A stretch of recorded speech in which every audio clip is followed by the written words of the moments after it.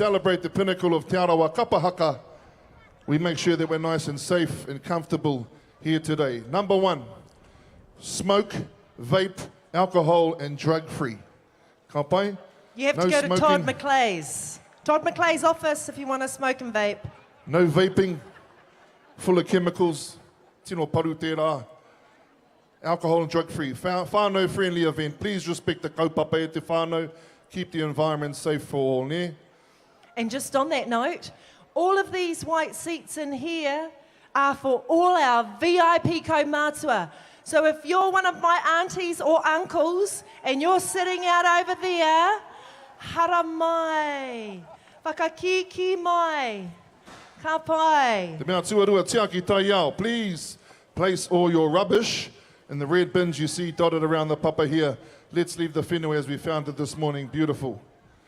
Respect the stage. Please stay seated e te whānau and silent during performances. Te tautoko ao kai haka. Let's uplift their mahi with aroha and respect. And yes, we are here to whakanui. We are here for a bit of a party this morning. It's a medley. So we're going to try not to have too many breaks between each kapa. We've got some guitarists coming up. We aim to have a 10 guitar party today. And so we're going to be rolling with some waiata. The words of the waiata will be up on stage, and we encourage you to jump up out of your seats and partake. If you don't know the actions, kei te pai. You just fake it till you make it. Ka pai? Fake it till you make it e te whānau. No one's judging us today. That's the beauty. He puna aroha. Ka pai? There's also a note here, no parking at the Novotel. If you have parked there, be prepared to get a bit of a tikiti afterwards, eh? No parking at the Novotel. And also we have all our local kai stalls here. So mea here kai ana, haere ki te tiki kai. All of our vendors here providing some delicious food and some beautiful products for us today.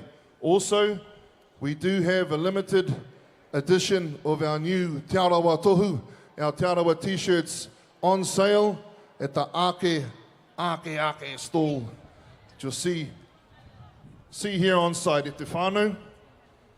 Apparently there's about 140 that they have remaining, so make sure you get down there. This is the most talking Araya and I are going to do all day.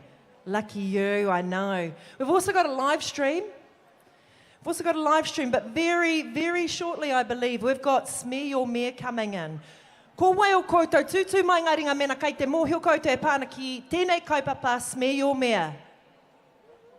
Nice to see. Here's a fact you may or may not have known. All 6 of our kapa that went to Ngā Motu I tēnei tau, all not only did their smears, but the men who were of age also checked their prostate. Yeah? Don't be silly, check your willy. So ka pai, ai, paki up mo tēnā.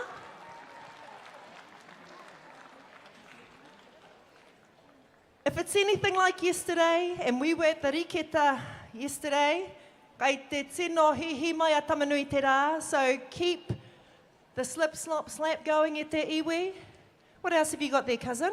All right. Kei te tātari. We're looking now for Matua Te Ururoa. Very soon he'll be making his way in, accompanied by some of our whānau on their pahikara. Ai, mes, tēnei kaupapa, Smear Your Mare. Kao ki ngā mahara ki tā tātou tuahine. A tālei, nāna no te kaupapa I timata. E te whānau, very soon we will have our riders making their way in. Did anybody see them make their way down to Te Kāhui Maunga? Ne, Te Kāhui Maunga, what a ride that was. What a ride. Give a big round of applause for Matua Te Ururoa. And our whānau will be making their way in very shortly. Can we see them? Oh, I don't think they're far. Eru arrived early. Here no. Oh, anai, paki up e te iwi. Etu tātou. Etu e te whānau. Etu e te whānau whakanuia. Hey, hararu mai te whare. Tēnei whare o Papatuanuku. Tēnā koutou e te whānau.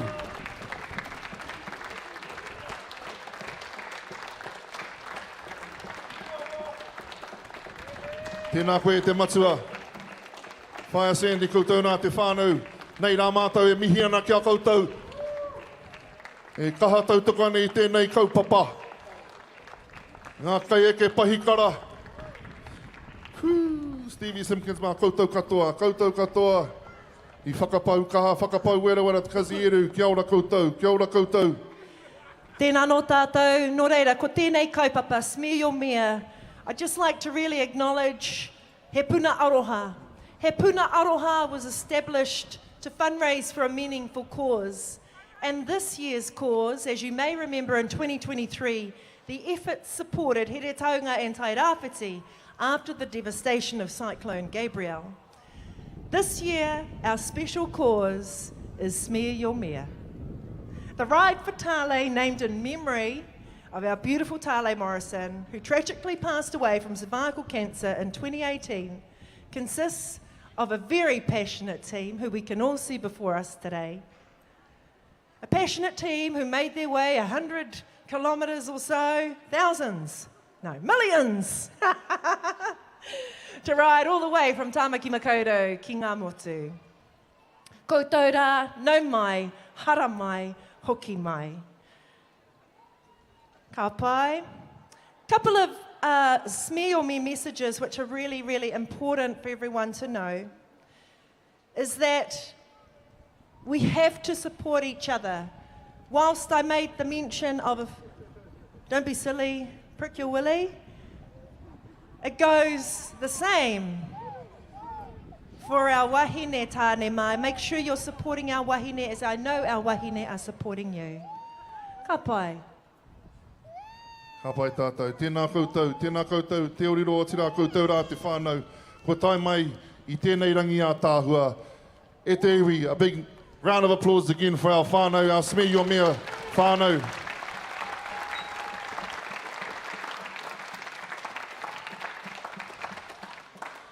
And in celebration of our kaupapa here today, we're going to cross over to our first kapa on stage. Whītiki Taua e te whānau.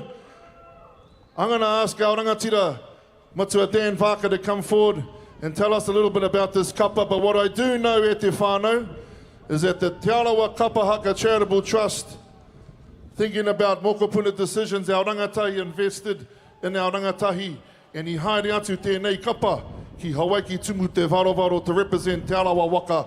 Anei rā tā tātou rangatira, a Dan Vaka. Kia ora tātou. Mokopuna decisions, ai, ka tika.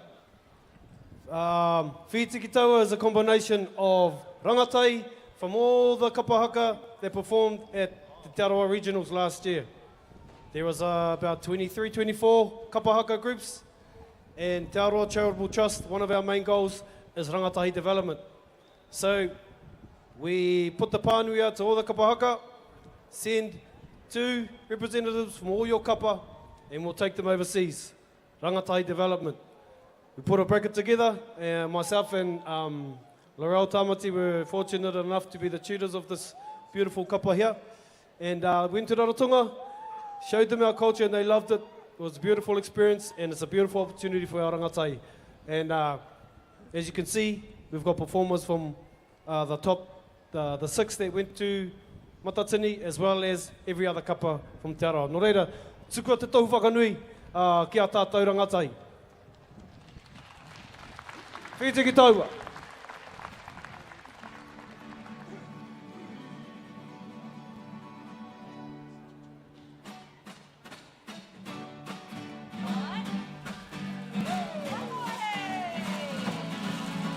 Bye.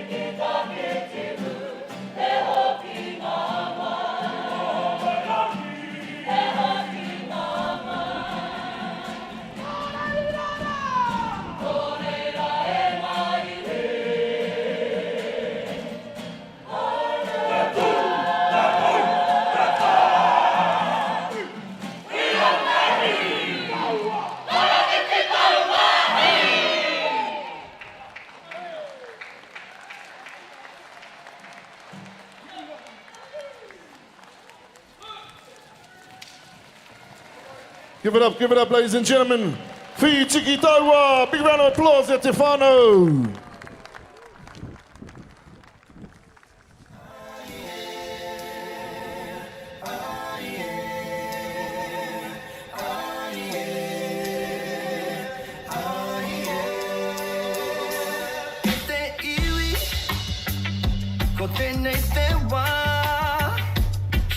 Look at me. Yeah, when Tyler's name is mentioned now, people get it. I didn't think they got it in year 1 and year 2. I think they're starting to get it now about what she was really all about.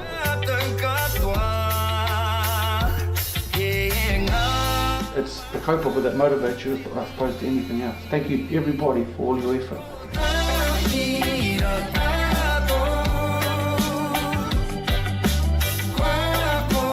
Unless you actually touch people's hearts, people won't move. We had a bit of fun on the way.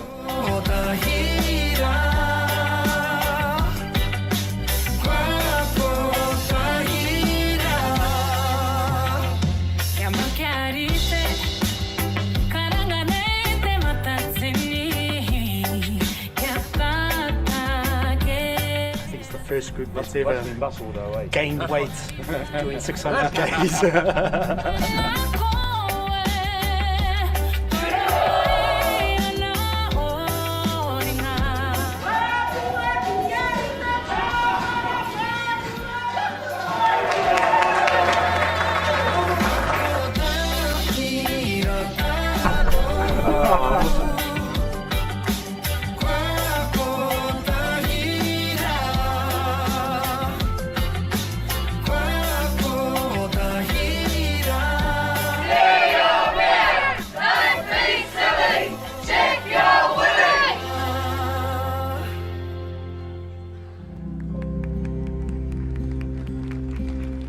Kaura mā, whiti, paki up! Paki up. Paki up at the whānau. Another round of applause for our smear, your mea whānau, making their way to front stage. Give it up, ladies and gentlemen. What a beautiful kaupapa. What a beautiful kaupapa. There you have it at te whānau. Smear your mea koha. You can make a donation today. There's the bank account live on stage here. We've also got some to the left of the stage there. You can make your way over there if you want to make a physical donation. Smear your mea tautoko. One more big round of applause for our whānau. Tēnā tātou katoa. Kia ora mes. Ko tētahi atu o waku tino ki tēnei o ngā kapa kai mua i a tātou. Obviously, Te Ururua himself had a long journey just last year with prostate cancer, and to see him riding the bike was truly a significant milestone for our whanaunga. Also amongst the crew here was my cousin Sandy, who has recently been acknowledged as a professor at Te Whare Wānanga o Waikato. Miharo katoa I nei tūmomo āhuatanga ngā āheinga kei wainga i a tātou. Kia ora mes.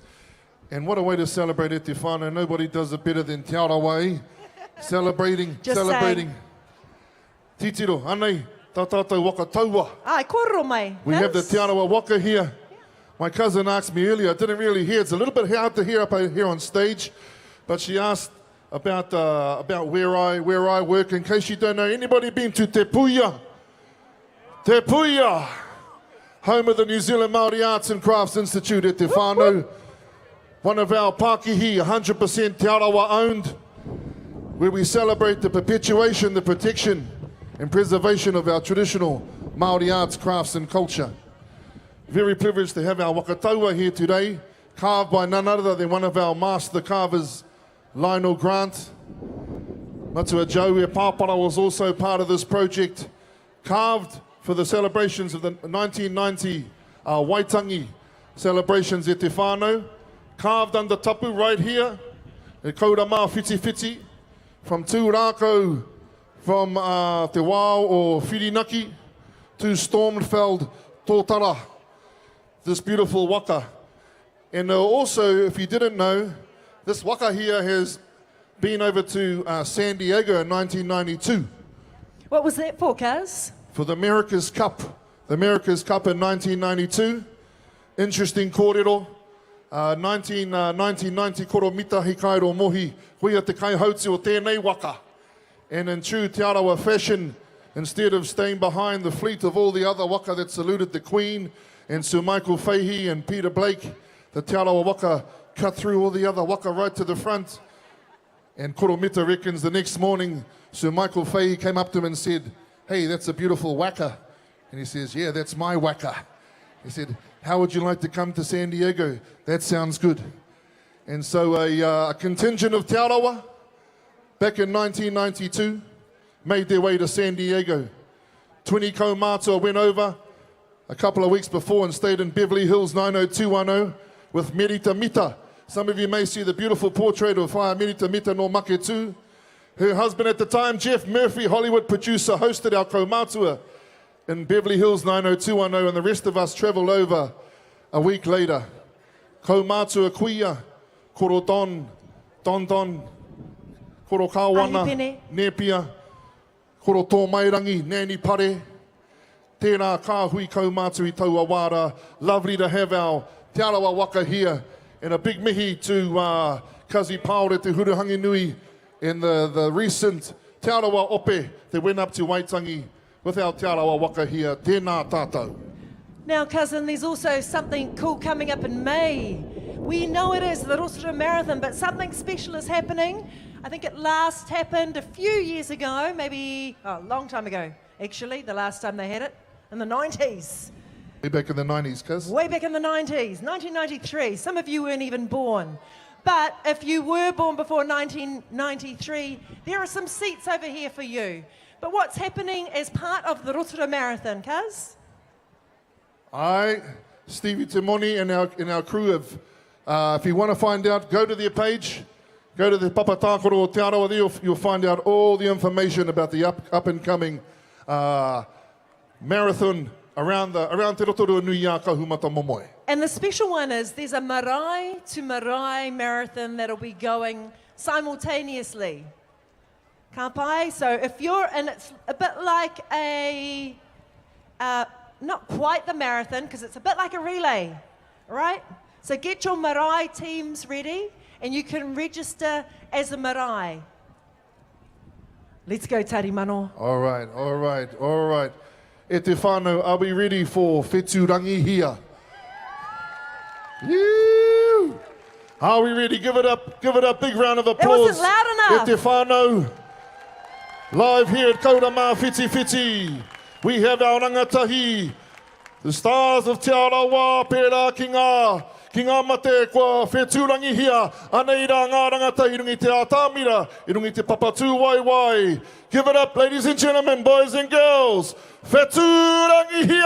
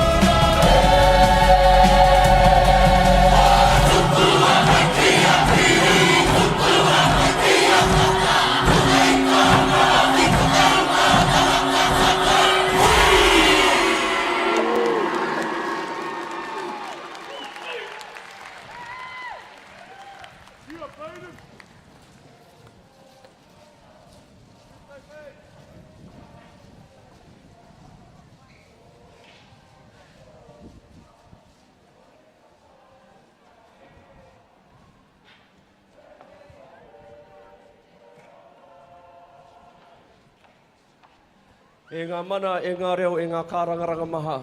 Tukua mai kia piri, tukua mai kia tata. Nau mai ki kaura mā whiti whiti. Welcome to this beautiful day as we celebrate the Te Arawa Kapa Haka, the 6 teams who represented us at Te Kāhui Maunga, Te Matatini.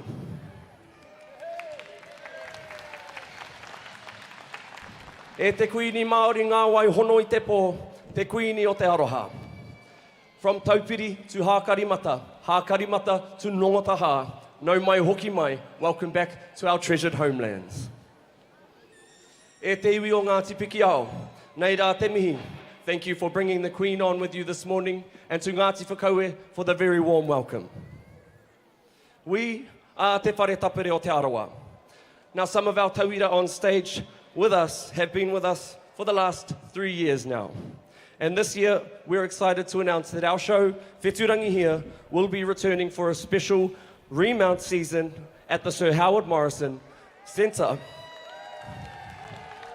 before we hit the road and send it to the ASB Waterfront Theatre in Tāmaki, Makaurau.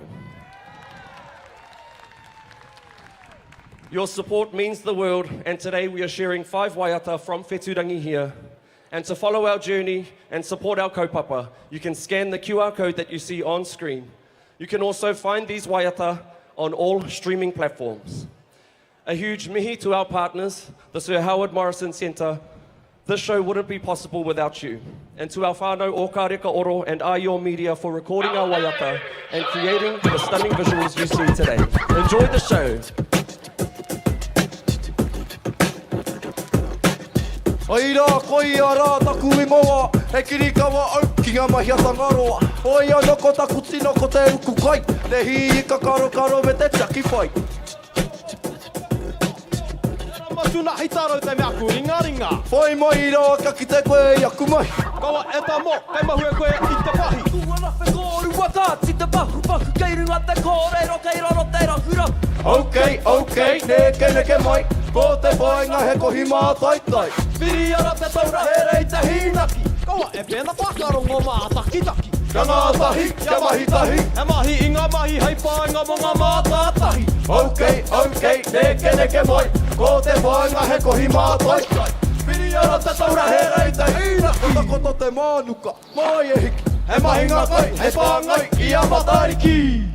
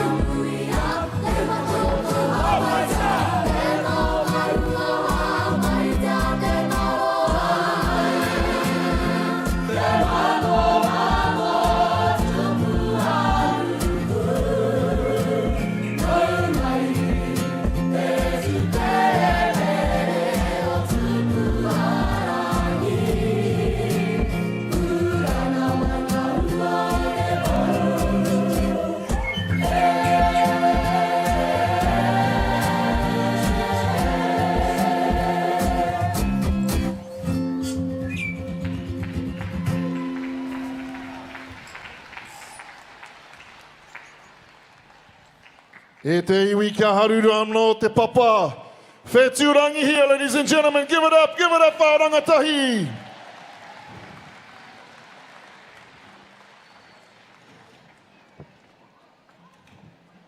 Tēnā no tātou. It is getting jam-packed down here, which we're loving to see. But we have kaumātua seating just in front of me. Nō reira, no mai hara mai. If you're my auntie or uncle and you're sitting out there in the marea, come and find a nice seat right in front here. He anō, ko tēnei wahanga, he wahanga e pāna ki tō tātou nei kaupapa National Breast Screening Campaign. So today is the official launch of the breast screening campaign for Aotearoa. So it's an exciting moment as we celebrate the launch of this kaupapa. And if the wind would just play with me. Kia kaha tāwhiri mātea. It's been 12 years since such a campaign was launched, and today marks a pivotal moment in empowering wahine across Aotearoa to take charge of their their breasts. E tika. The campaign was developed and produced right here in Rotorua by Wawata Creative, so you may see a few faces that you may recognise. Also in our kaupapa, it is about a kaupapa to raise awareness, provide support and ensure that all wahine in Aotearoa have access to vital breast screening services despite what's currently going on in our political climate, helping to detect breast cancer early and improve outcomes for those who may be affected. Life gets busy, but making time for your health is so important. Couple of acknowledgements here. Breast Screen Aotearoa would like to acknowledge the incredible work of health professionals and the kaimahi who support our wahine in their breast screening journeys. A special acknowledgement in particular goes to wahine who are currently undergoing their own breast cancer journey. Your courage, resilience and strength inspire us all to remind us of why this campaign is so vital. Let's work together to continue normalising breast screening and ensuring no one feels alone in this journey. Now, tāne mā, whānau mā, turn to a wahine beside you and give them a big hug and say thank you for the care you give me that I'm about to give you. Did you get that one? I made that last bit up. Right now, I'm pleased to launch for 2025 our brand new breast screening campaign.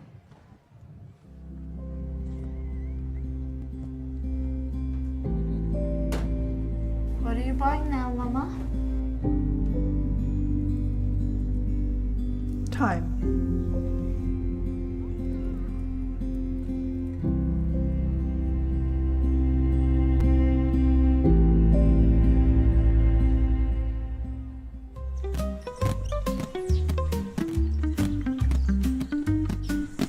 Kakite. Oh, Auntie!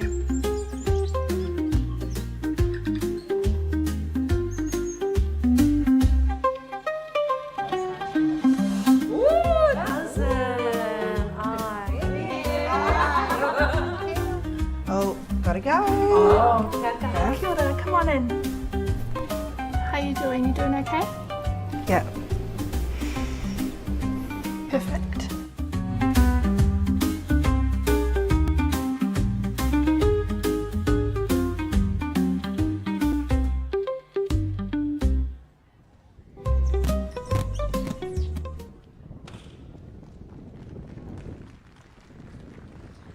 So those ads are going to be hitting our TV screens and social media platforms. You might have seen the build-up on Wawata Creative. All right, all right. What are we up to now? We're going to have a party. Living. We're going to have a party. Get up out of your seats, everybody. Our first waiata, Marangamai Pikikōtuku, Etu Tātou. Etu Tātou. We got the words up on the stage here. Follow along with our whānau on stage for the actions. Follow along with our whānau on both sides of our guitarists here. E te iwi, etu, etu.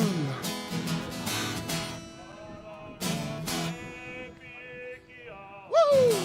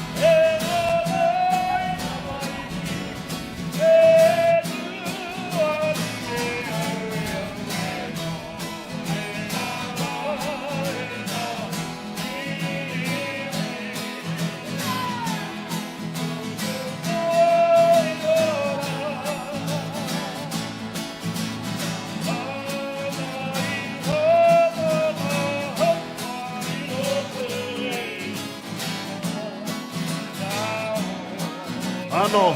Ano huia, take it away again.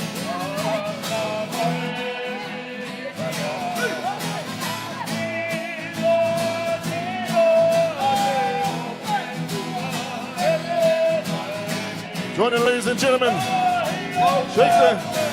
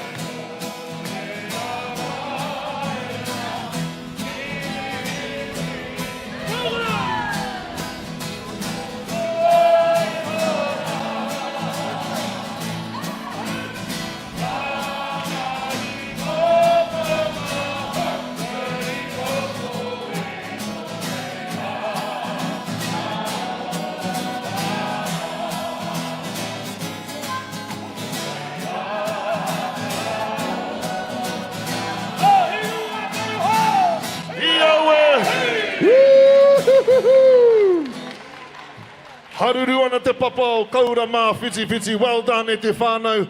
Turn to the right. Give your mate a bit of a high five. High five.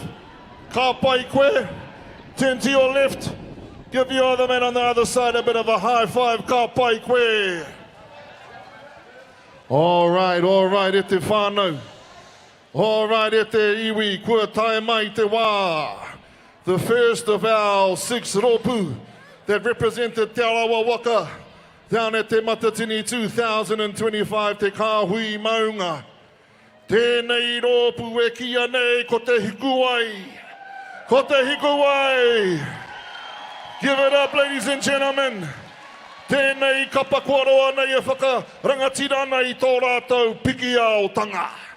E whakarangatira nei o rātou koeke. O tira ngā marae maha, hūri noa I ngā wai kare kare o te roto iti. Me ki rā kia muri wai te wana o te tū. Kia muri wai te hi o te kupu. Kia muri wai te wehi o te whakaaro. Kia muri wai te whakaiti o te ngākau. Mai te koro ki te wāo, ara mai matawhau ki te mātārā I o rehu. Dedicated to maintaining our piki ao rangitanga. Te Hikuwai are linked to Te Arawa hapu o Ngāti piki ao. Ngāti tamatea tūtahi Ngāti Kāwiti. Ngāti hinekura Ngāti Rangi unuora.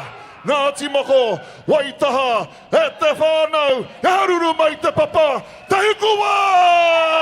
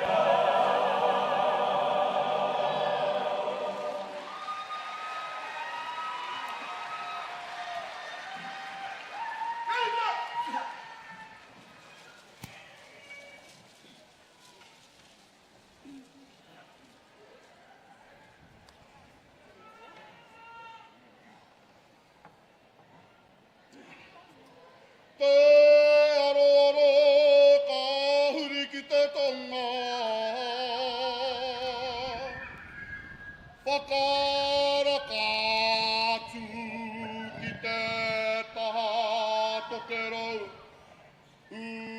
o te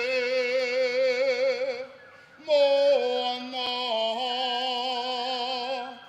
e pia tata mai ana ko te roto iti hiki te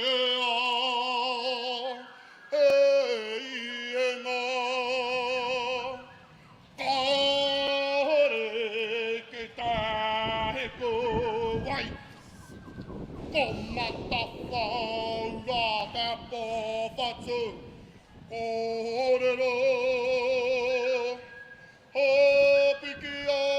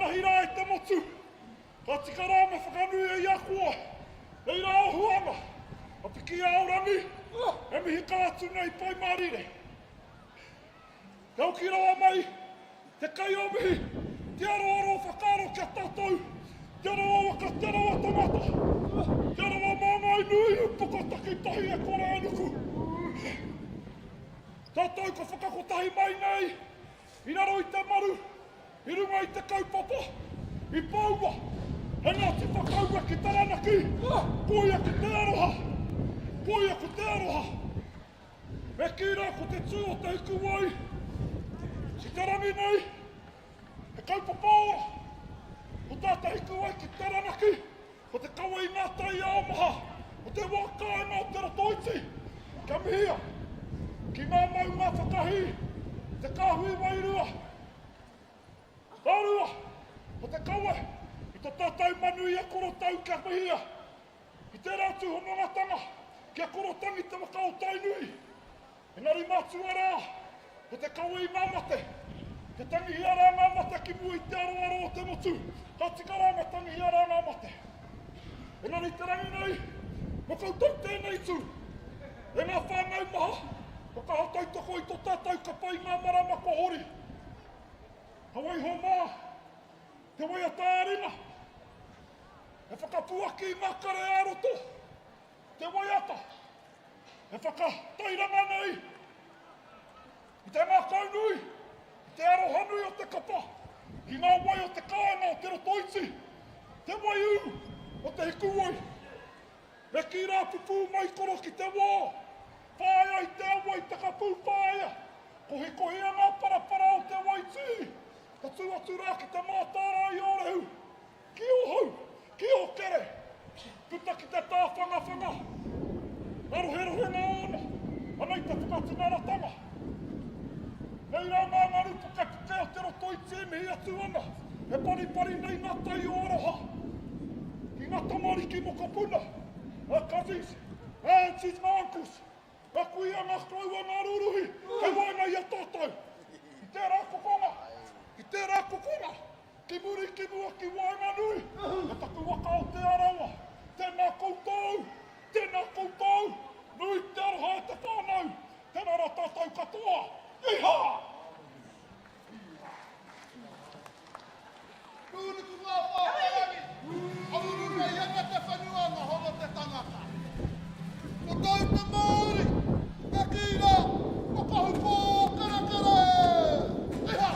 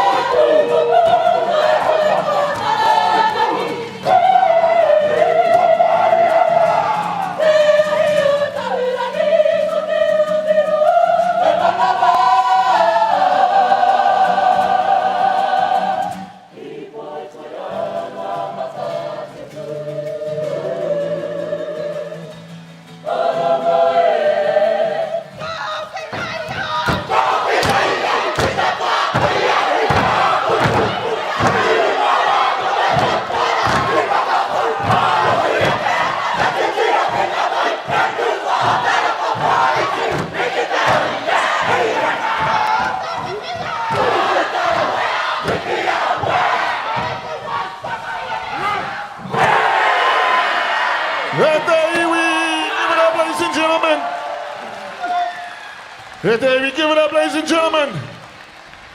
Big round of applause to Hikuwai.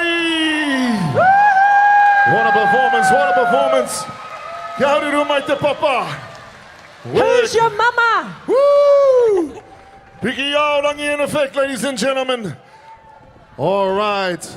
Whakanuia, whakanuia. Pōhiri mai, pōhiri atu. Our guitarists are back on stage. It's that time again. Etu tātou. Kori te tinana. We've got another But waiata before we get going, just one moment please. I've got two important announcements.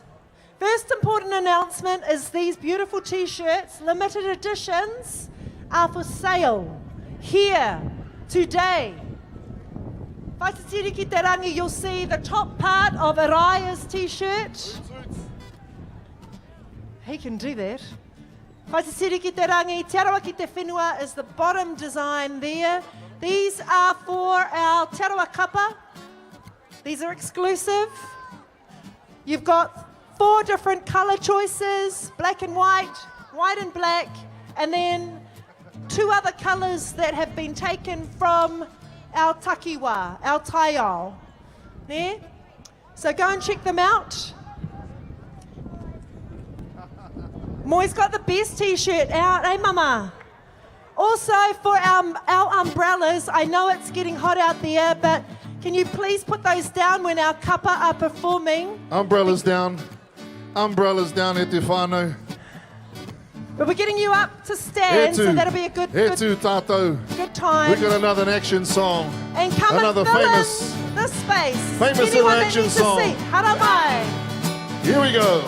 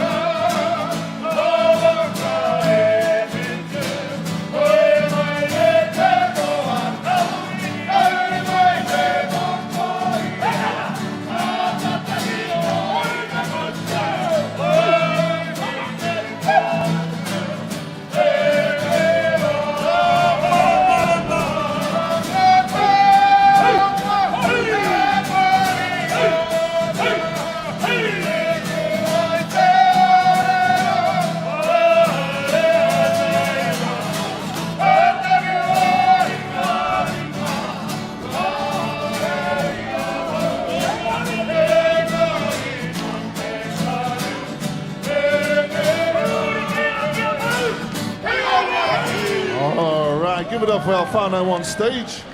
Give it up for our whānau on stage at Te Whānau. That's how we do it. Bit of a rolling party today. Kei te pai koutou, we're having a good time out there at the iwi. Woo! All right. We're rolling on, we're rocking on, miss. We are rocking on. Now we've also got some cool prizes today that are being donated by whānau ora. So they want to know what are the most important things for whānau well-being. Before we bring on our next kapa, you will be in the draw to win one of 5 $100 vouchers, which will be drawn today. Hand it back to my kids. Wow. Wowee. Beautiful. Tēnā tātou whānau ora. E tino ora nei tātou I tēnei rā ne te iwi. What do you reckon from those first groups? Whītiki Taua, Whetūrangihia. Beautiful to see all our rangatahi up here on stage. Kau ki ngā mahara. Kau ki ngā mahara I a tātou e peke peke ana. Ahua, rua te kautau ki muri. Man, that was Dan Vaka, Hiria. We used to go down to Gizzy Super 12 competition. Now you see these rangatahi on stage. We were good, but these rangatahi are great. They're amazing. They're amazing. And isn't that what it's all about, e te whānau? Rangatahi, moko puna decisions. Nō reira ko te kapa e whai ake nei tētahi anō ngā tino kapa o Te Arawa Waka. Anybody in the house here from Maketu? Woo!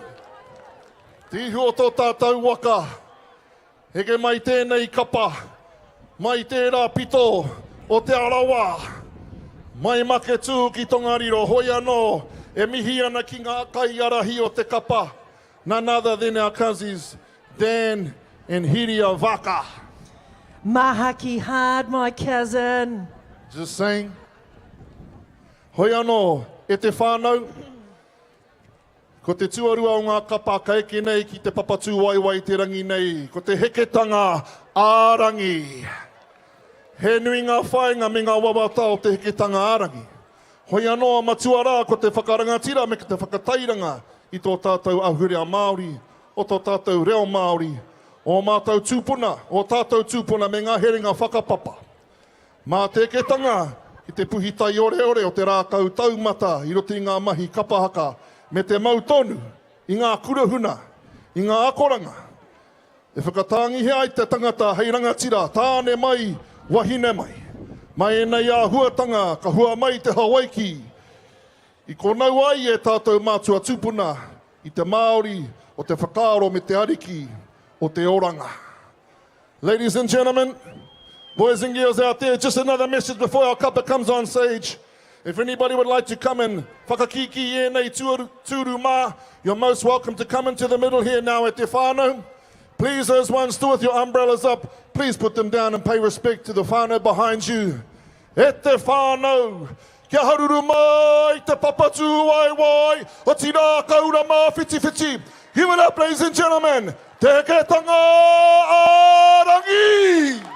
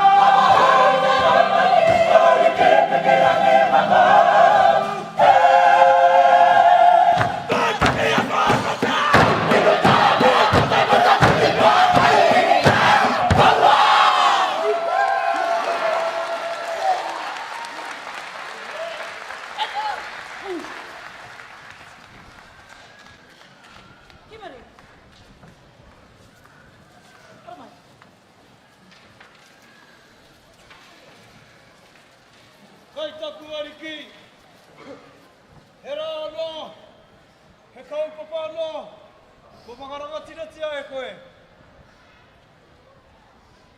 Anai mātou anō, kōkapa, e tuku i te aroha, tohu whakanui.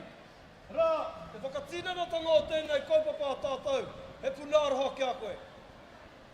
Ka mutu, o koe hoki tērā, whakakōranga nei te puna o te aroha i tō tainga mai ki a mātou ki a te arawa. Kei taku ariki, te nā koe o tina, te nā koutou, kei te mare tapu, o kō tātou te wherawhero. Te arawa waka, te arawa tangata, te arawa whakamataku, te nā koutou. Te nā koutou i tā koutou, ka hatou toko i tā tātou kaupapa, he puna aroha. Te pūtaka o te whakatūnga o tēnei kaupapa. O te hunga, kāri whai wāhi atu ki te Kāhui Maunga. Koutou, i tuku i te puna o te aroha, ki ngā kapa e ono, i tai atu rā, hei māngai, hei whakakonohi, o ngā whakapapa, o ngā herenga, o te arawa,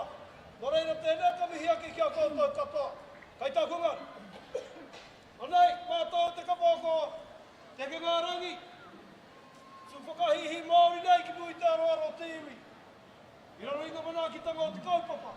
Tira, I tō tātou riki nui anō hoki. Ko reira, tēnā koutou, tēnā koutou. Hori, hori tēnei, papa ko te marae tia e tātou. Tēnā tātou tātou. Ko ni ahi nei, tanga e ki runga pai maunga.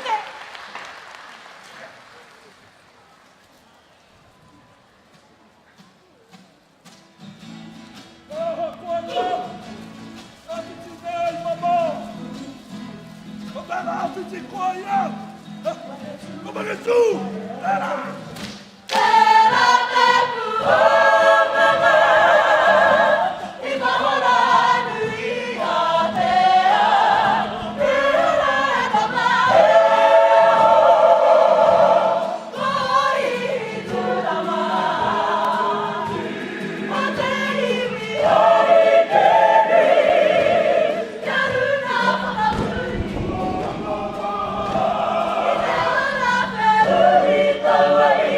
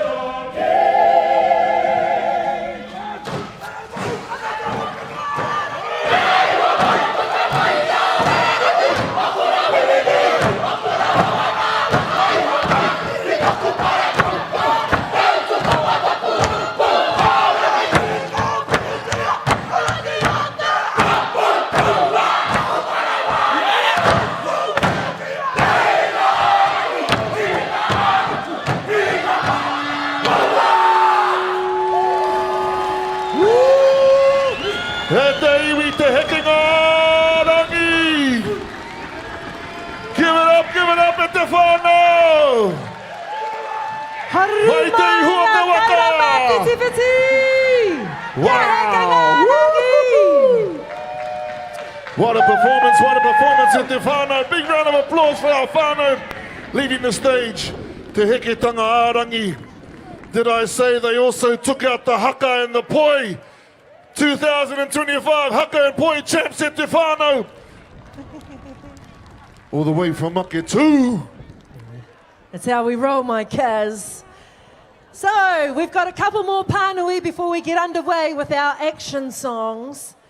I've just picked up a little pānui of an incident that actually happened outside these gates, but nevertheless, we are about Aroha e te whānau. He Puna Aroha, and Raya can tell you a little bit more about the naming of this kaupapa. But the incident involved one of our mokopuna who was harassed and his bag taken. So please look after our little ones, and if Nan and Koro are watching the live and they've sent their moko down here, please know that in here we share the love, eh, Kaz? Share the love e te whānau. Koina te iho tēnei kaupapa ne, he Puna Aroha.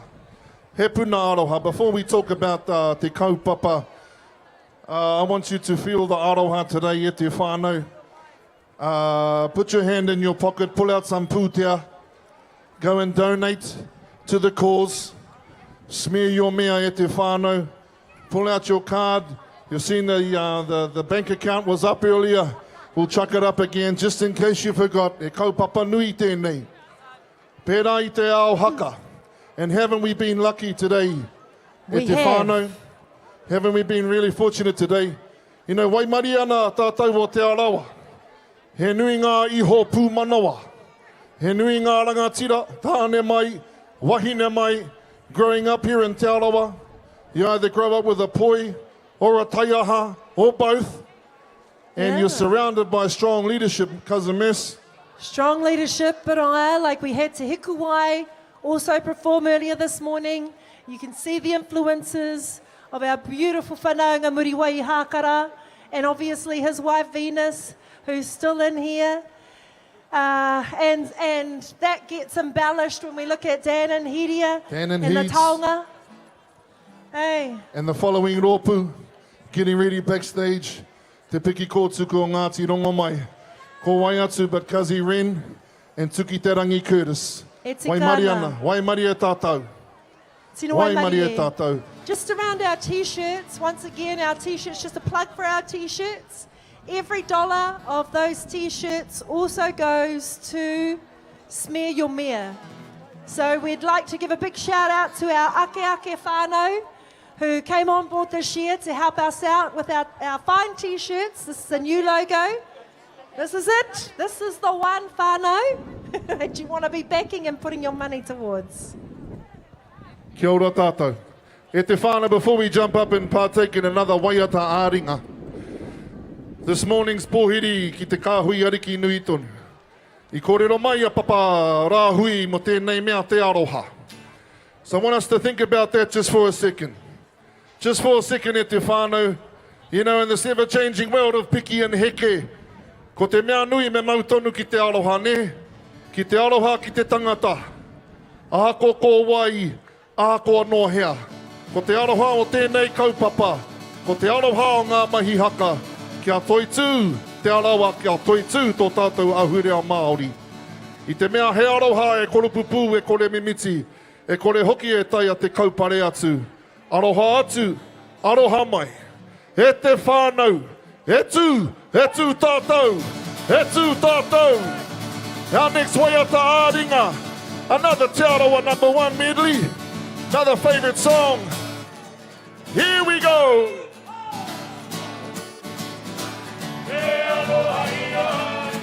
Check our words up.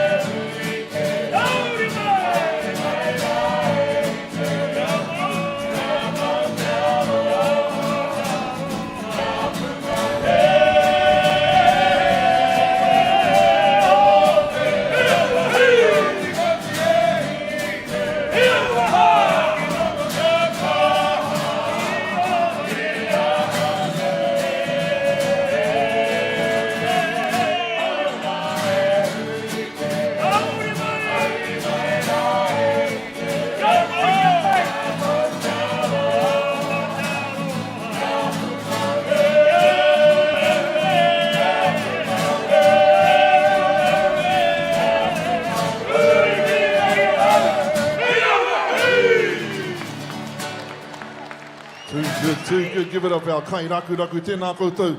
Tēnā koutou e te whānau. Woo! All right. All right, e te iwi. Korite mai tātou mo te kapatua toru. Te kapatua toru o te rangi nei. Ko wai atu. Ko te Pikikōtuku o Ngāti Rongomai. Korite mai tātou.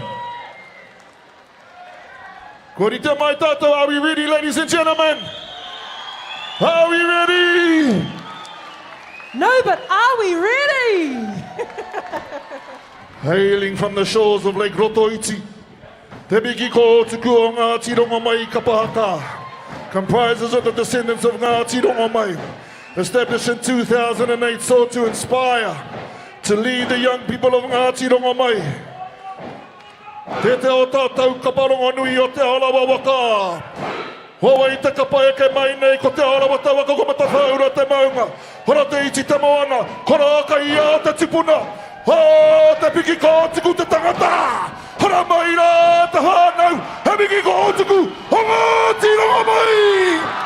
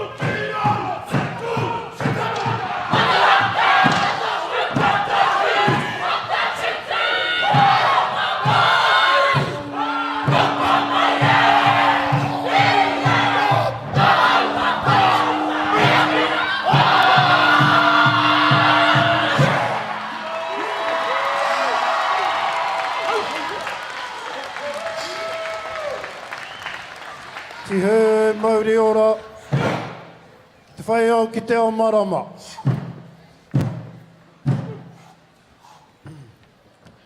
Kei taku ariki, kei te whare kāhui ariki o pōtatau te wherowhero, eri te tonu ana nā mihi ki runga ki a koe. E rangati rana I tēnei tū ki mui a koe. Ahau e korero nā ko te ure tārewa e mihi ana. Ka mutu ko nā ko eke o Ngāti Pikikōtuku o te tokotorua manawa kotokoto tēnei e tū nei. Ko te pauwaru, ko te pani.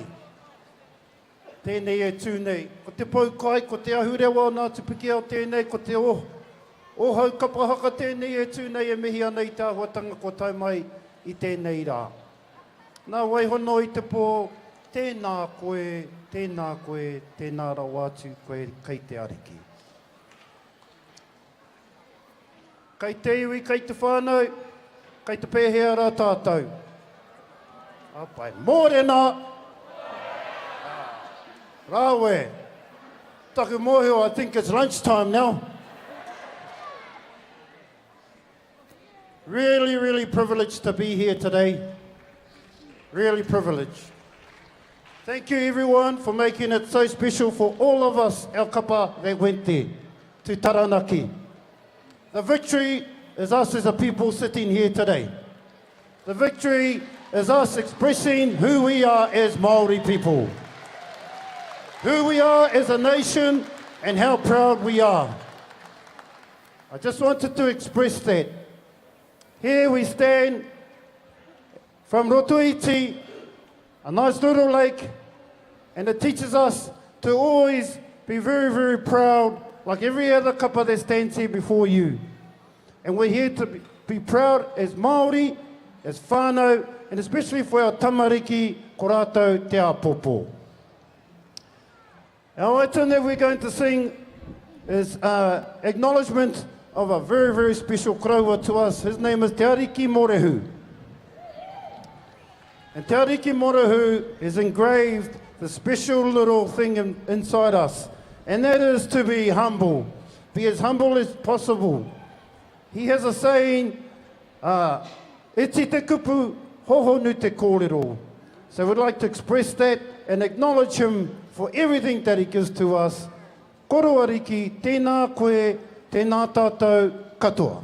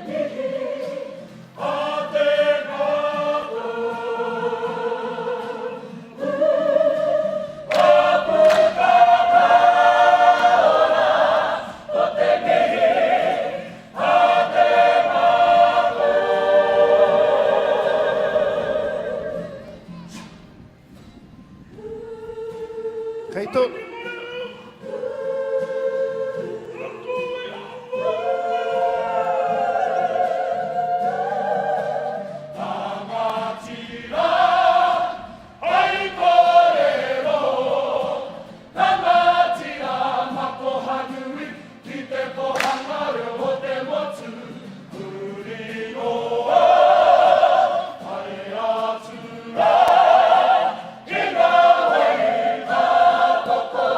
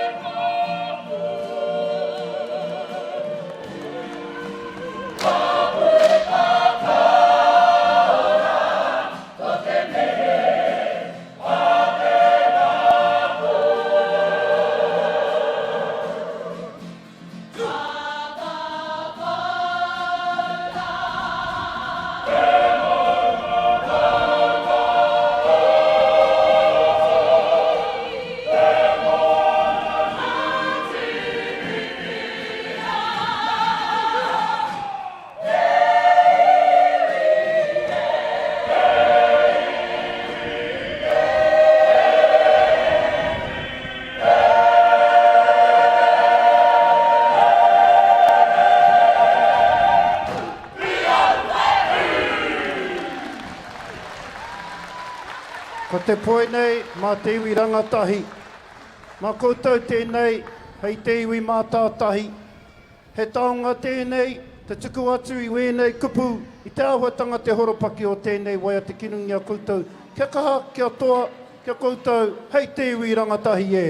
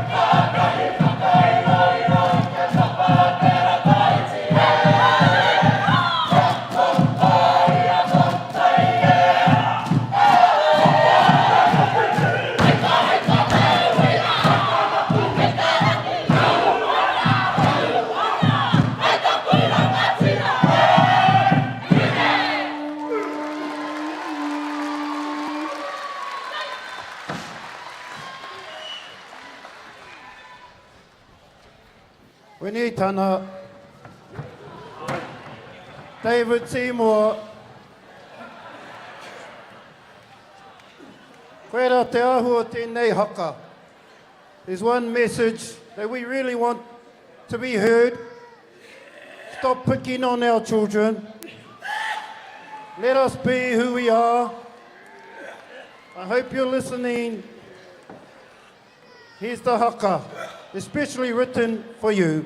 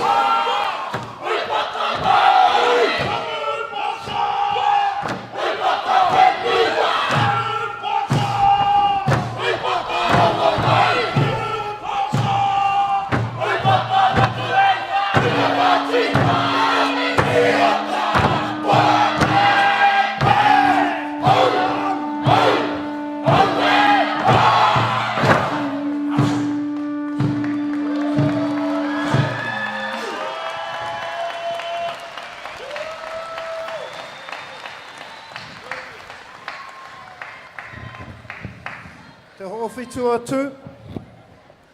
E tangi tonu ana I te ahuatanga ki tō koutou kauanuanu I te hāputa o te riri. Tēnei, ka waia tātu, tēnā kau tapatahi, tēnā kau aroha ki a koutou. E noho nei I te reko o te pō, kai te hoko whitu atu, tēnā koutou, kai taku te mahine tūku.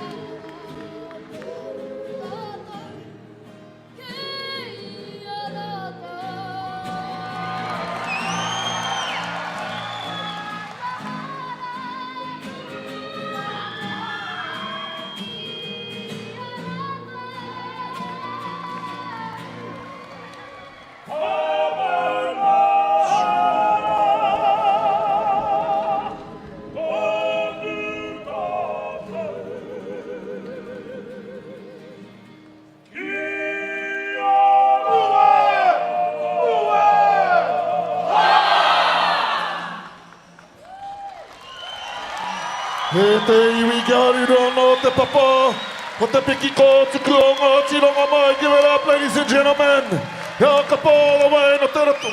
O te o te iti, I te Hekenga, haruru mai te papa, te Pikikōtuku o Ngāti Rongomai.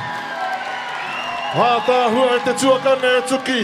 Koutou rā, kotoro tira. Hiara hina i te kapa. Nei ranga mihi nui kia koutou. Ngā tamariki moko puna hoki e tū ki te ātāmira. Another big round of applause e te whānau. Woo! Ai, ko ngā moko puna. Te anamata. Hey. Wow. Kia ora mai e te iwi me tēnei prāwa. Ka tika. Heoi anō, kai tērā taha ko tō tātou nei pāti Māori. Kai te hara mai atoa i te rangi nei hoki.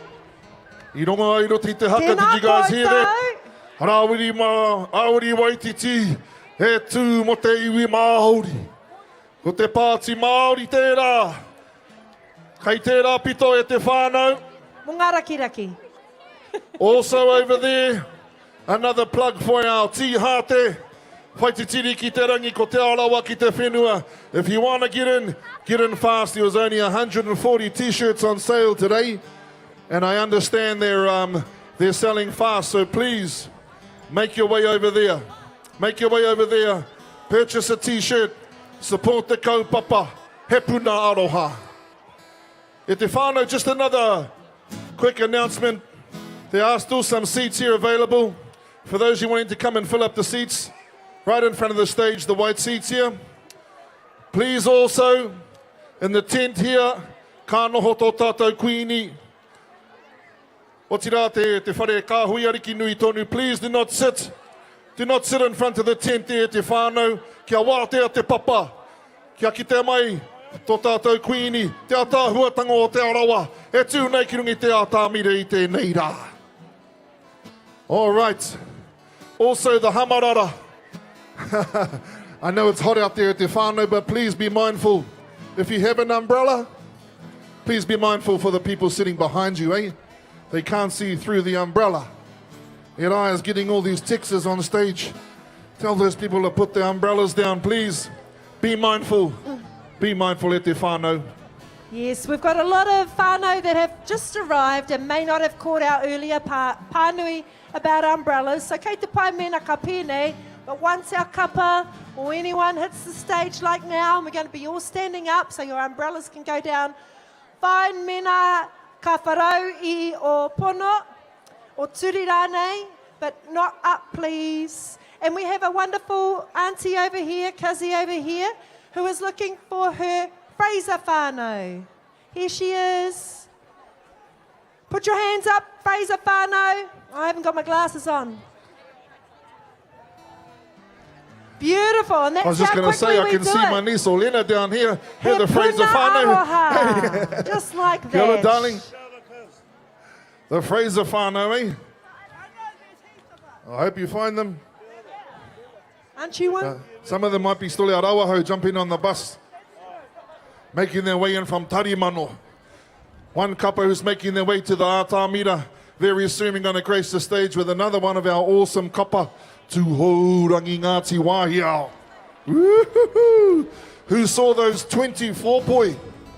Who saw those 24 poi down at Te Matatini? First time I've ever seen that, eh? Wow, that's how we do it, eh?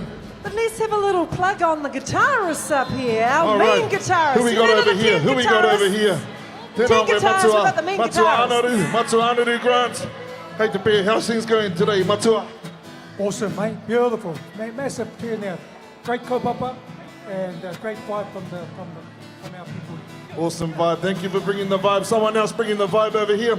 Auntie Philly. Auntie Philly, my teacher way back in John Paul College, Form 1. Ai, ana e rai. Kia ora, everybody. Nui rawa nā me. Tēnā koe, Auntie Philly. We got the man Huya. Huya over here on the guitar. Yeah. All right, Huya. Used to be from Te Puia. The kazi, kimi ora, mihi o te ki te iwi, cuz. Konnichiwa, konnichiwa. Worldly man, how kimi ora. E te iwi, ko ai tēnei. E te iwi, inia, Pattaya. I tell you might have seen him doing his plugs on the socials. And over here, our last guitarist, Matua Kim Rātapu. Ai, tēnā rawa tū koutou. Pai o koutou rā. All right. Our guitarists, we're about to launch in at Te whānau. E2, jump out of your seats, everybody. Hey! Waiata mai, waiata mai!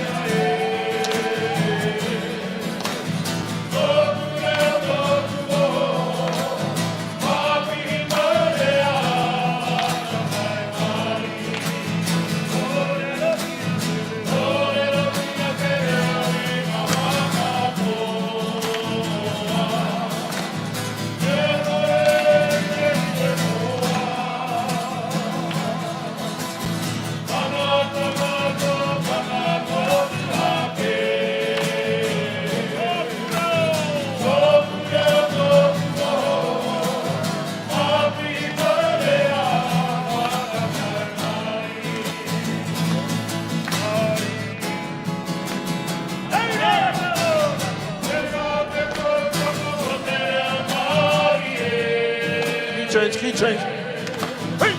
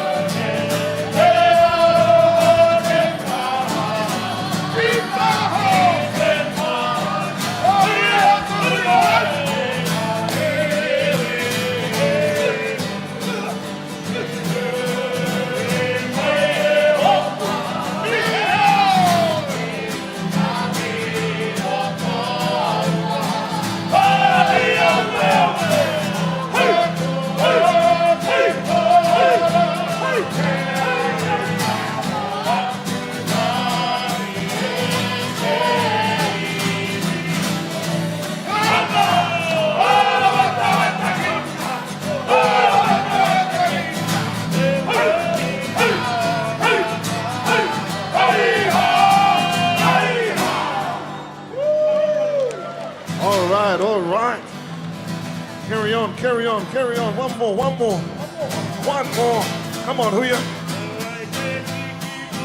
Okay. Here you go.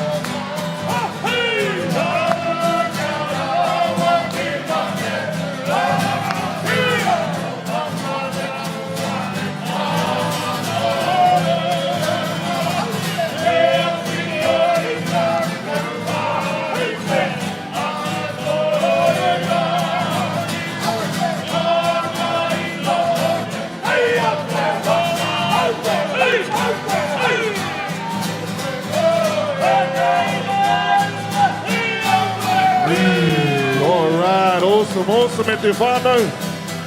Tēnā koutou ngā kai raku. O tira ngā kai waiata. Woo, e te iwi. Kaz, do you know tahi which... te rangi a tāhua, Kaz. Kei te tika. I want to learn, though, the Whetūrangihia medley. Ooh. I know. So I think next time round we might be able to do the Whetūrangihia medley. Weren't they amazing? Weren't they amazing e te whānau Whetūrangihia? Hey, Whītiki Taua. Kia mōhio mai koutou. I've got a really clear path over here. So there are, believe it or not, there are some white lines on the grass. Kia tia ki pai ia koutou. So that's a perfect path over there. This one's merging, and there's a bit of a merging happening over here. So, oh, serious stuff behind me. So we just need to keep a clear pathway through here, please, and along the sides. Oh, I feel like an air hostess. Oh, kia ora tūmanako. Oh, hey. All right. Anybody missing a little Ngāti Tukiri. Pikia warrior here? Hoi. Anybody missing a little Ngāti Pikia warrior? He's been out the back of stage with Uncle Anaru. He wants to do some jiu-jitsu. If you're missing this handsome little fella here, he's got his Ngāti Pikia jersey on. He'll be at the back here. He'll be at the back here in the capable hands of Uncle Anaru. Uncle Anaru ground. Hoi anō e te iwi. E te iwi. Kai te mai tātou, are we ready for our next kapa? Are we ready for the next kapa all the way? From te riu, o te whakarawara, watanga, te tūma, Ngāti Wāhiao. Are we ready, miss? Well, hold on. I want to see if everyone can do a mana wave. Hey. Does anyone know how mana? Oh, yeah. Here's a fine example. Fire Gina's got the fine example down here. Let's go on three. Tahi rua toru, big mana wave to the stage. Get ready. Tahi rua toru, hui! All right. Mana ape te whānau. Get ready to take your seats. Please. E te whānau kapai. The ara is clear in front of our ariki nui here. Tēnā koutou e te whānau. Please keep those other pathways clear, because our next kapa is about to make the stage.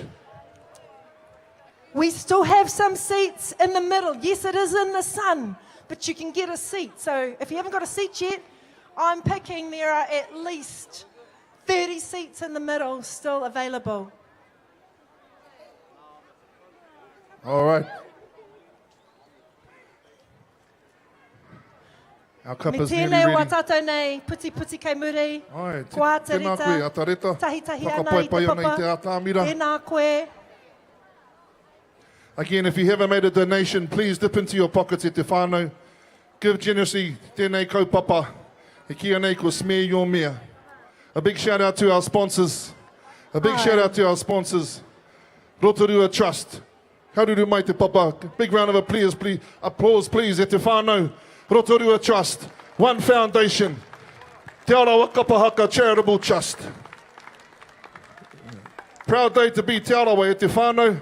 Proud day to be Te Arawa. Weren't you all proud down at Te Matatini? Hey, not just for Te Arawa, but mo tātou te iwi Māori, ne? E tika ana. E ora ana tō tātou ao Māori. He kaupapa ora tēnei kaupapa ko te ao haka. Nō reira, kia kahara, kia whāngaihia ki wā tātou nei mokopuna ngā uri whakatupuranga.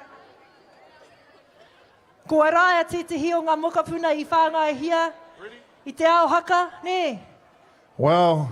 I Done a bit whāngai. of kapa haka. Right, I whāngai. Done a bit of kapa haka back in the day. Still managing to do a little bit these days, miss. But very grateful, as I mentioned before, e te whānau, very grateful for the many leaders here in Te Arawa that nurtured both Mercy and I way back in the day.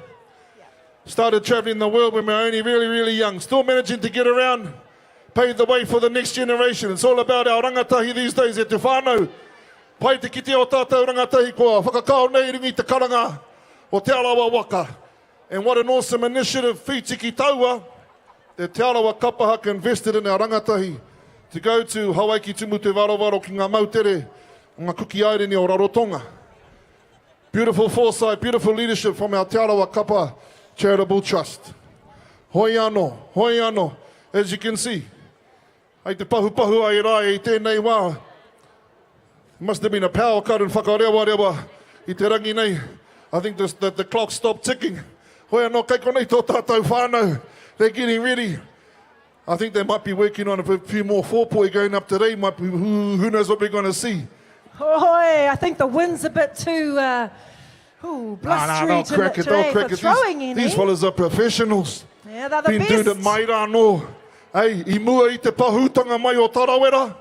Ko wā tātou whānau tērā e manaaki nei I te hunga manene. Te hunga tūruhi kātai ki Tarawera. Tērā o ngā whakamiharotanga. Hoi anō, ko ngā mōrehu tērā.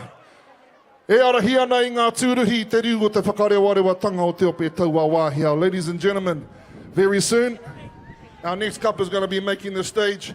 Anybody here from Whakarewarewa? Yeah! Where's the red and blacks? I can see Maru out there. He's got his red and blacks on. Where is Pate? Whakarewarewa, can I hear you? Give it up for the red and blacks. Yeah! I'm going to say ruku, you're going to repeat kapa. Ruku. Kapa. Ruku. Ruku. Okay, they All must have right, heard. miss. They must have heard you. Alrighty, kazi. Tēnei kapa ko te tairau e nei wahine ko mohi o whānuitia mo te rore ko ngā reo. Ne, ngā manuti ori. Pērā, ki ngā wai ariki, te kaunga, hoki o te poi. Anō nei ko ngā koro pupu, ngā koro hihi o ngā mātua tūpuna. I kawe atu rātau, te kawe mate o tō rātau kuia. Tō tātou kuia neni ngā moni. Neni ngā moni huata tērā tohunga o te poi. Hoi anō ko te taira o te hunga tāne. Ko te tū kākara. Ko te tū taua. Ko te tū ngā whā. E te iwi. Te kapa tēnei, o te whakarawatanga o te tūnga o te apataua Wāhiao. Haere mai Tūhourangi, mahia ngā mahi, hea ki te ngā iwi, au ahi ana. Ladies and gentlemen, Tūhourangi Ngāti Wāhiao!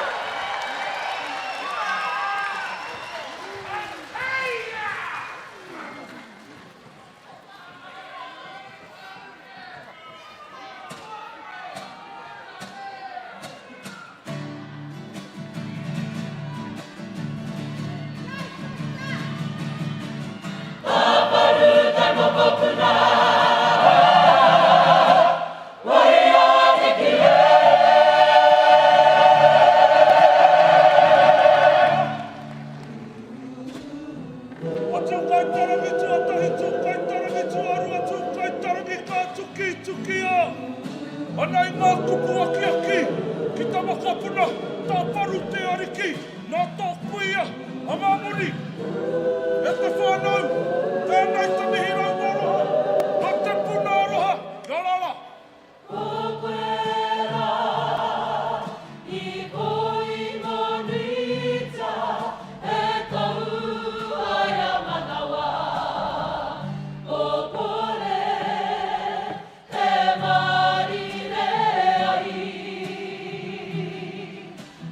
Manawa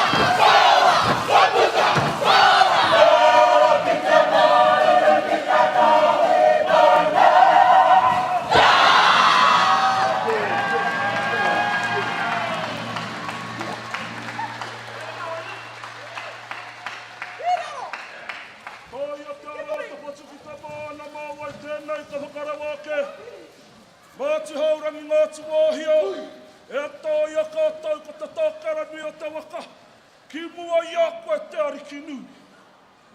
Tēnei anō he rangi, kia tū ki mua i tō aroaro, kia mihi atu ki te Pikikōtuku, o te whare kāhui ariki, me tō whakaatu mai i tō Aroha, ki tēnei o ngā kaupapa o Te Arawa Kapa Haka, tēnei anō te mihi atu ki a koe te ariki nui. Tēnei anō to kapaiwi, e whakaaro ana, kia rātou pangaro i te tirohanga kanu hiki te mato te whenua. Kia rātou katoa, ko te puri a te māheu. A katoa, pāpatāra te ariki, ki Tūhourangi ki te rangi. Ka tau iha mai rā, e rā ngā whakaaro, ki runga, i tō takahanga mai i te kikona i tēnei rā. Haira mai rā koe, nira hau, pai mārire. E te iwi, kaore aku kupu, atu i te mihi rau Aroha, ki te tini ngaro i tai mai tarangi nei. Ka whakaatu atu, i te Aroha pūmau ki tēnei mahi, tungu iho, o te whare karioi, te whare tapere, o ngā mahi kapa haka tēnā. Tēnā koutou e te iwi, o tai mai tarangi nei, a kia pena i te whakaaro ki a tātou rangatahi. Kei te ki tātu koutou, anei rā. Ka pūtaruha, ka haua noe nei rangatahi, ki ngā mahi kanua i te aroara, nō reira, kei apura ngā tira. Tēnā koutou, e ngā muri, hoki wā i rua mai. Wā te muru, wā te wara, wā te hawa, titaka mai hea te aratui. Wā te mai ana, hui te ki ngā te kupai, hoki nō ki a te kiri, e te mātara nōrunga, hui a tau piria, te whakau e ruputanga ngā upaka iki. Wāhiao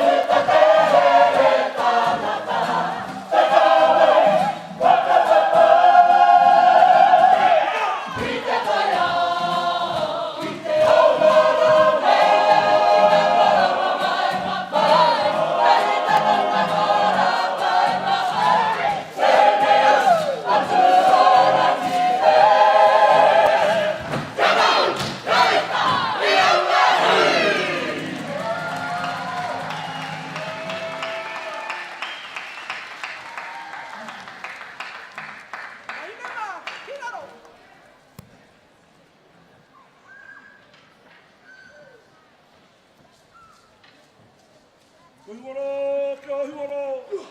Kia hiwara, ka tūtahi mai ki aore ki te tū. Kia tūma tau e mānge. Wait! Oh, I haka I hoi ngā toa tau mai ahu mai. Tangwe, o Tūhourangi. Tōki nō te kawa tūkari, tūkari wha, tūkai taua, whāna, whāna. Tau mai rā ka mauri hangi e. Hui e!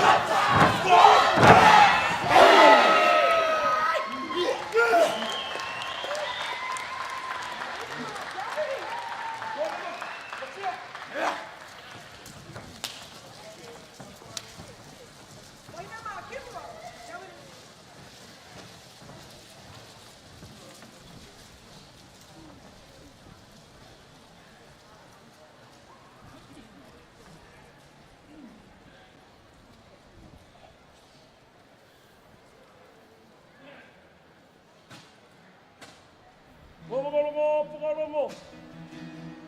Whakarongo ki te tangi a te mani mā tui. Tui, tui, tui, tui ai. Tui ai runga. Tui ai raro, ki ai rata, tu ai waho, kāra te whoa, kāra te ao, tu.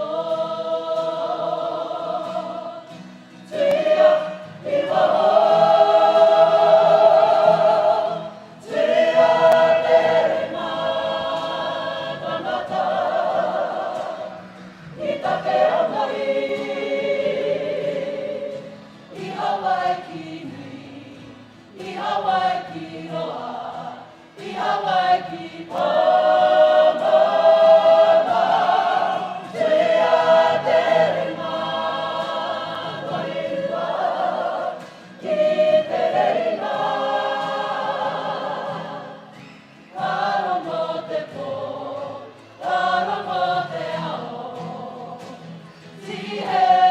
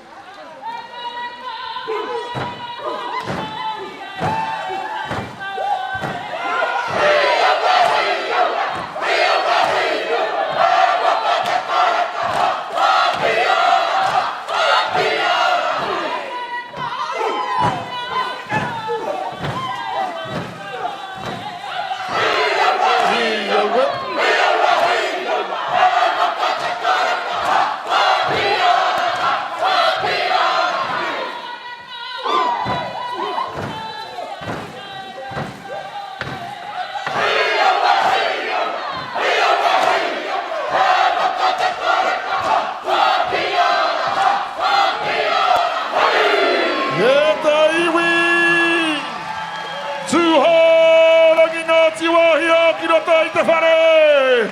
Up the red and blacks te te whānau! Kia harura no te papa, round of applause! Tūhourangi Ngāti Wāhiao! Tēnā kōrua! Tahanga wari tia huia! Hamau ke te wihi, that's how we do it at te whānau. Woohoo! Incredible. They even kept all their spacing even when that blew off. Neat. That's a lot, baby. Neat. That's a lot, baby. You must be from Te Kuiro, Te Roroterangi. Yes, right there. Hea anai te iwi. I have a couple of pānui. Once again about our umbrellas. And before we get underway with our action song, so just remember this is a participation event as well. You'll get to learn all our waiata, but before we start, we've got an ad. So for those of you who have just arrived,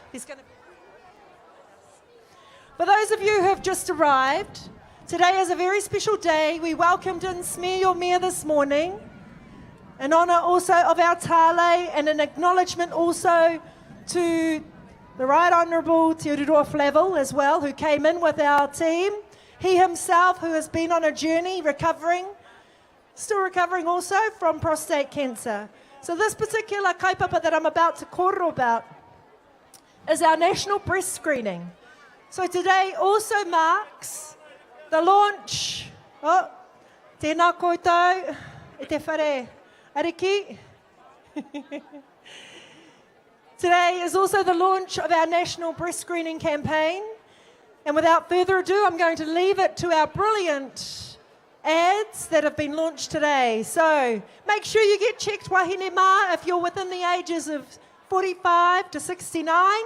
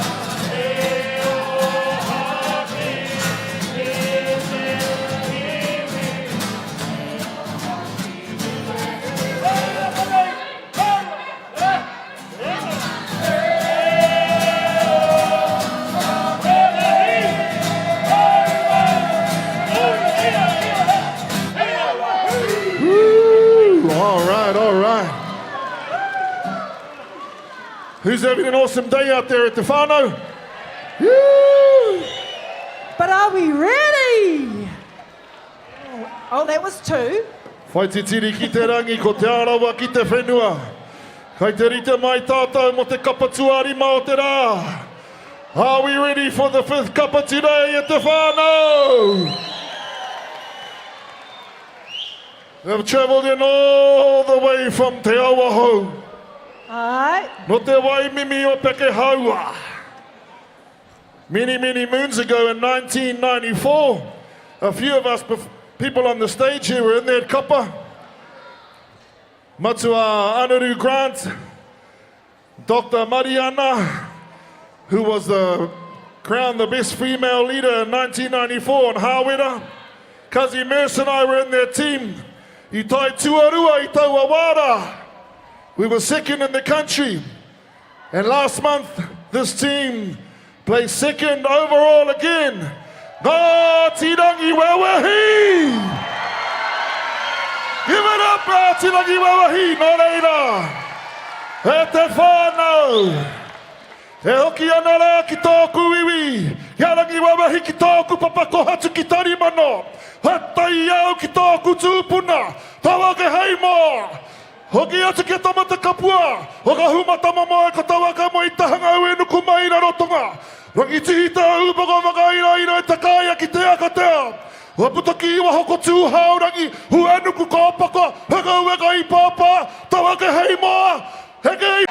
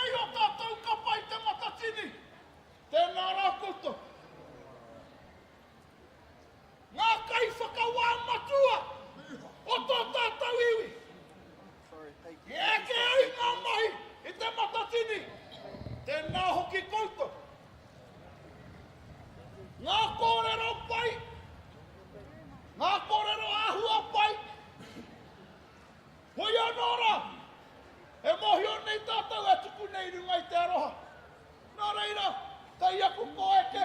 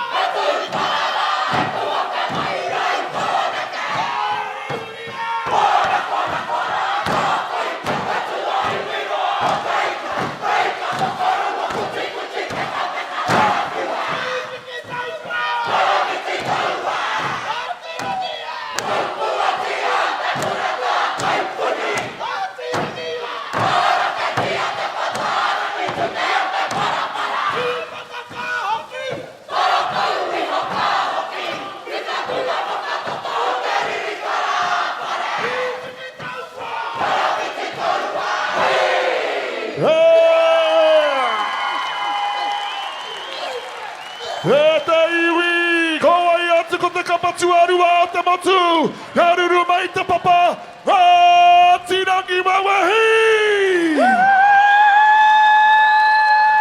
Tuarua e te iwi. All right. Tēnā koutou te whānau. Stay right there, te whānau. Kia mana wanui. One more waiata as we make way, as we prepare for our last kapa. Wasn't it a beautiful performance? Another round of applause, please. Ngāti Rangiwewehi.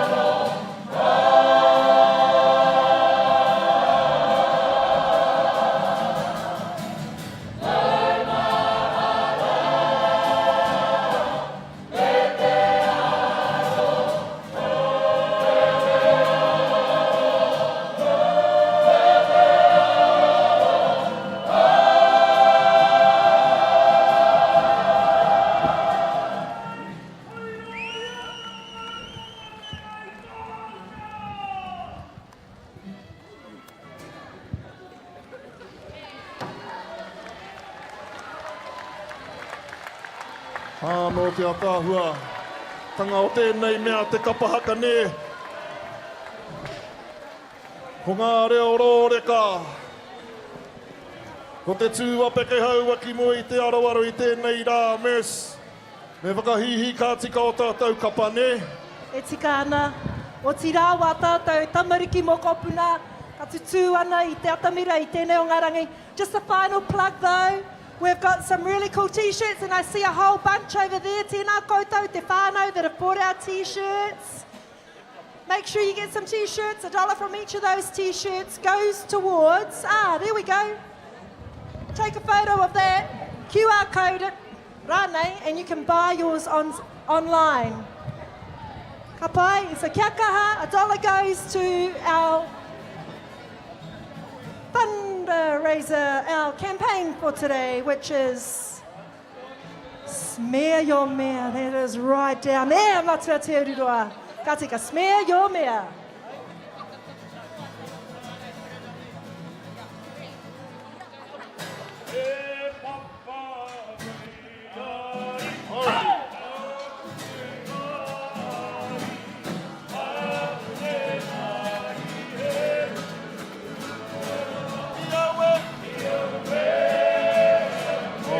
ramping up now.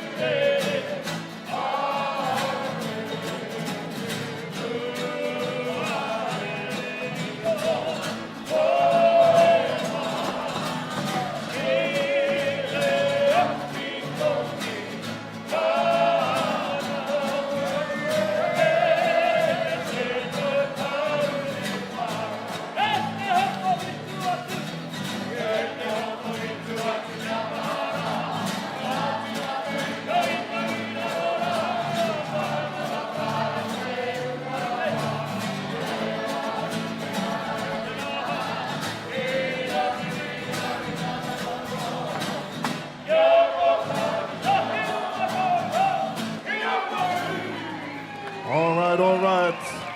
Tēnā tātou e te whānau.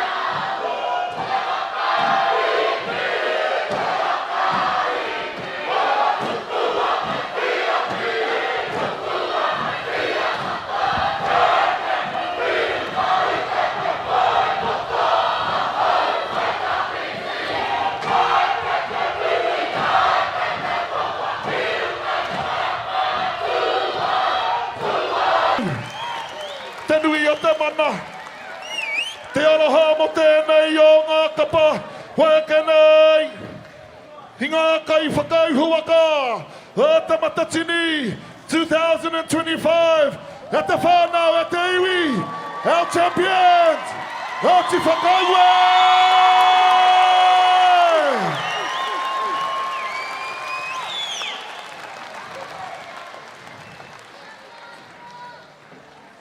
Nō reira ke arua no te papa. Timata mai a tamata kapua nā ko kahumata momo e taua ka mai tahanga. Hue nuku mai na rotonga. Whītiki waho. Nawa ka mai tāngai na mai rangi tī whakaina ina. Nā ko Tūhourangi. Nā ko e nuku ko poko. Ko Whakaue kai papa. Ha mai te piki maki maki.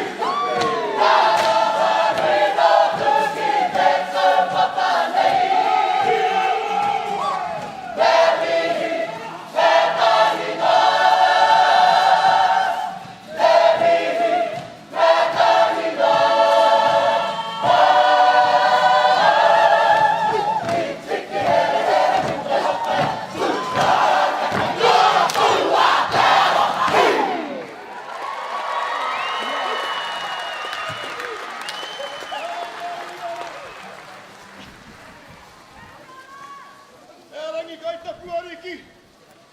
Kuini ngā wai hono i te pāra hina mai te motu. I ngā wai kōri tori tō te Rotorua nui a kahu. Haere mai ki te puna o te Aroha. Hoi nei, a te Aroha waka e tuahu nei, mau, i whakai ki tā mātou tono. Ko te Aroha i kawe atu ki a koe ina nahi nei ki tō rike ta tuatahi. Haere mai kawe mai te Aroha ki ko nei. Ki tēnei nia o tēnei waka au o te Aroha. Ai kia pau o te Aroha. Ko te rai a rauhi te kōrero hea te Aroha ki koe. No reiro hoki mai ki te kāinga. O tira kai te rongoa kei ngā kōrero. O te paukai poutu kāre i tū ke whai Wāhiao koe. Ki te Matatini. No reira. No koutou hoki te Duncan. Mihi ana ki a koutou o tira ki a tātau ki ngā nia o te Aroha o tainui waka. E whakatinana nei tēnei mea i te Aroha. O te kaupapa o tēnei tū he mihi ki a tātau tamariki. O tira ki ngā kaumātua. O te Aroha whānui. Ki ngā kaumātua i taki i ngā tamariki ka pai. Tā o rātou mātua haere ki ngā haratau i ngā Whītiki Taua nei. Mō koutou tēnei tū tamariki mā. O tira ngā kaumātua kia pakipaki tātou ki a rātou.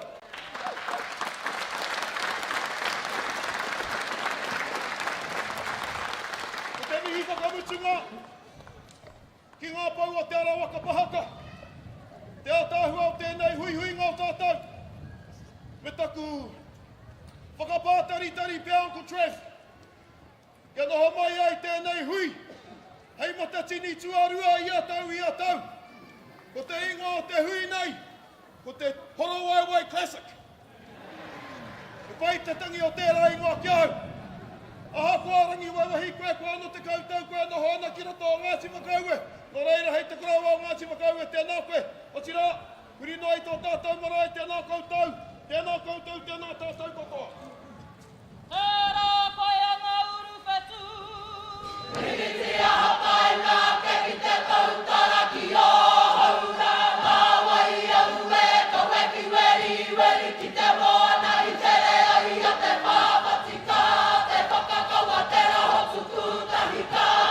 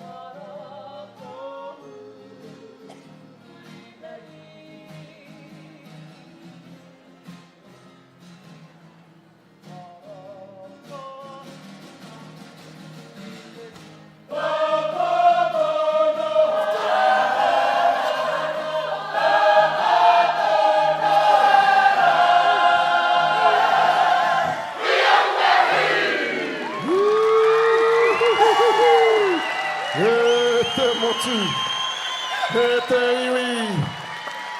Ai me tū ka tika ki te whakanuia. E tū, whakanuia, Ko ka tōtou tika. kapa, a Ko Ngāti Ngāti Whakaue, Haka. nei rā te mihi.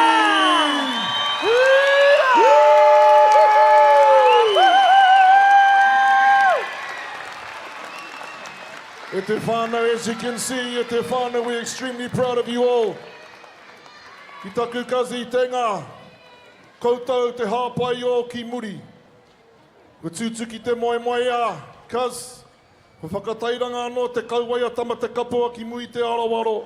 E toku iwi, Ngāti Whakaue, no mātou ke te maringa nui, ko tai mai rā, tātou, koutou, ki te whakanui, i tēnei rā, no reira, rere ana te puna aroha, kia koutou, another round of applause, please, e te whānau. Hau kapa Ngāti Whakaue! Stay right there, stay right there, please. Tū mai ki konei, kā reroa, tū mai. Ai te iwi, we've got a few pānui e noho. We've still got more action-packed haka coming on stage this afternoon. Ka pai kazi Merce, what a day, what a day. What Beautiful. a day. A And few we're more still announcements, rocking please, and e te rolling. whānau. You don't need to go anywhere because the best is yet to come. E noho, we've still got more performances. E te whānau, a few more, couple more announcements. Te Arawa Marae Te Marae Relay, lock that date in the 3rd of May, 2025. Please make sure you register your marae for this event. We're going to have a tally up very soon of our Smear Your Mare donations that we've managed to bring together today. And we've got one little announcement before we launch into our final waiata of Pūkāki. Atu i te rā, from our charitable trust, Te Arawa Kapa. Want to firstly acknowledge our sponsors. Again, One Foundation, the Rotorua Trust for making it happen today. Tēnā koutou katoa, thank you so much. E rere ana hoki ngā mihi, ki tō tātou ariki nui, ngā wai hono i te pō, koutou rā, te whare ariki nui, koutou i ka tae mai ki te whakanui tēnei kaupapa. E mihi kā tika kia koutou.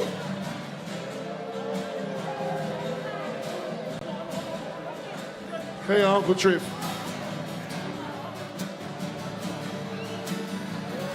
We like that one, Kiriyama, the Horo Wai Wai Classic. We heard that.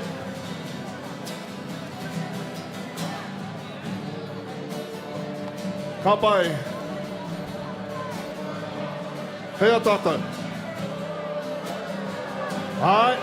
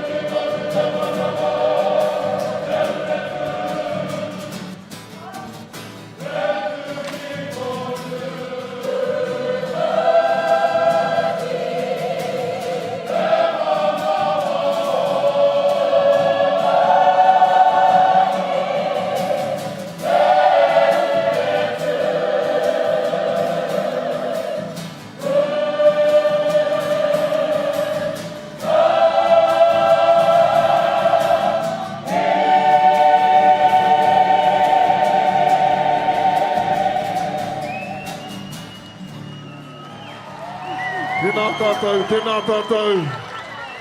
E te whānau.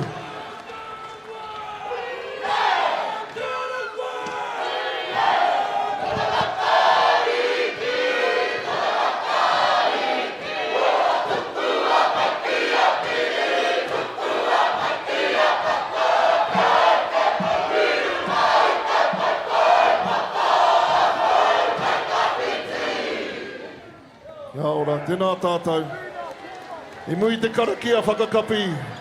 Before we close with our karakia, final word from Uncle Horo Waiwai, Trevor Maxwell. Kia ora whanau.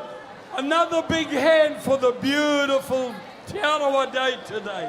Ho mai tā paki.